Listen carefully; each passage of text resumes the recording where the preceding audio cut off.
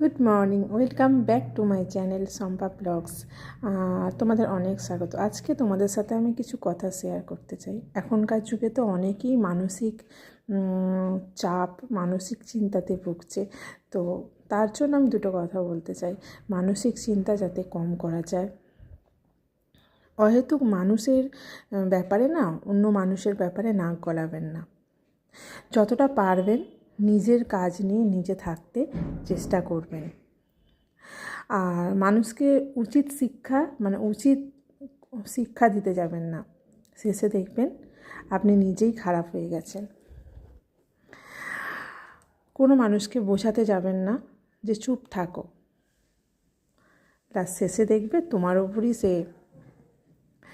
লেগে গেছে। যে যা করছে চুপ করে দেখতে থাকো, মনকে শান্ত রাখো। কোনো কাজ হুটোপাটি করে করবে না, মাথা ঠান্ডা করে করবে। কে কি বলল সেটা নিয়ে বেশি চিন্তা করতে যাবে না। কে কতটা তোমায় গুরুত্ব দিল, কে দিল না, সেটা নিয়ে বেশি ভাবনা করবে না। তুমি যেমন আছো তেমন থাকবে। যে তোমাকে গুরুত্ব দেবে সে এমনিতেই গুরুত্ব দেবে, আর যে তোমাকে এড়িয়ে চলবে সে তোমার গুরুত্ব দেওয়ার পরেও তোমাকে এড়িয়ে যাবে। এই কথাগুলো তো একদম সত্যি। যেখানে যেমনভাবে থাকার সেখানে তেমনভাবে থাকবে। বেশি অহংকার করবে না, কোনো কথা নিয়ে তর্ক করবে না, যুক্তি দিয়ে কথা বলবে। নিজের ব্যক্তিত্বটা ঠিকঠাক রাখার চেষ্টা করবে। কারোর সাথে অহেতুক ঝগড়া করতে যাবে না।